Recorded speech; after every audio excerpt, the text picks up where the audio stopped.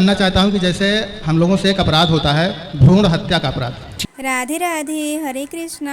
आज की वीडियो में आप सभी देखेंगे, प्रश्नोत्तरी में आए एक व्यक्ति ने महाराज जी से कहा कि मेरे और मेरे पत्नी के द्वारा बहुत बड़ा पाप हो गया है, मुझे इसका प्रायश्चित करना है, तो मैं कैसे करूं? तो इन दोनों पति पत्नी की बातों को सुनकर महाराज जी ने क्या कहा, चलिए देखते हैं वीडियो में। और यदि आप महाराज जी की इस तरह की वीडियो को हर रोज देखना चाहते हैं तो आप हमारे चैनल को सब्सक्राइब जरूर करें और वीडियो को लाइक करके उन लोगों के पास जरूर शेयर करें जो महाराज जी को अपना गुरु मानते हैं और उनसे कुछ ज्ञान भरी बातों को सीखना चाहते हैं। तो चलिए आप सभी वीडियो को पूरा देखें।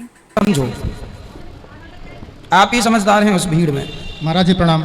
जी राधे राधे। जी मैं मणिराज त्रिपाठी प्रतापगढ़ से आया हूँ महाराज जी। महाराज जी मैं जानना चाहता हूँ कि जैसे हम लोगों से एक अपराध होता है, भ्रूण हत्या का अपराध। ठीक है, तो भ्रूण हत्या का जो अपराध हो गया महाराज जी, उस आत्मा की शांति के लिए हम क्या कर सकते हैं? आप केवल एक ही उपाय है कि हम उसका प्रायश्चित करें, भगवान से यही प्रार्थना करें, हे नाथ हमें क्षमा करो। रोज भगवान से यही प्रार्थना करो। अब दीन दुखी गरीब जरूरतमंद बच्चों की आप सेवा करें और किसी का सहारा बने, यही इसका प्रायश्चित है। जैसे महाराज जी हमारी पत्नी हमारे साथ आई हैं, तो ये हमसे कहती रहती हैं कि जैसे इनको कोई पीछे से पुकारता है मम्मी मम्मी, तो इन्होंने आपकी कथा सुनी टीवी पर, पोथी पाठ के विषय में जानकारी इनको हुई, तो इन्होंने हमसे कहा कि पोथी पाठ आप करवा दीजिए हमारे उन बच्चों के लिए जो इस धरती पर नहीं आ पाए। तो अभी कितने बच्चे हैं आपके? हमारे 2 बच्चे हैं। 2 बेटे हैं? एक लड़का एक लड़की है। ठीक है जी। तो हमने कहा महाराज जी ठीक है हम करवा देंगे। तो अभी 17 तारीख को जो पोथी पाठ होनी थी उसमें हम नहीं पहुंच पाए, हमको छुट्टी नहीं मिल पाई। तो अब 2 जून से जो होनी है, हाँ उसमें इनकी समस्या है कि जैसे इनकी अशुद्धि हो सकती है बीच में, तो उस दशा में हम कैसे करेंगे?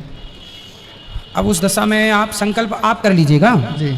और आप मेन संकल्प तो पुरुष ही आप ही करेंगे ना जी। तो आप कर लीजिएगा और आपकी पूजा हो जाएगी, बाकी उसका फल पूरा प्राप्त होगा। उस समय ये दूर रहेंगे, बाकी आप पूजा आप कर सकते हैं, संकल्प आप कर सकते हैं।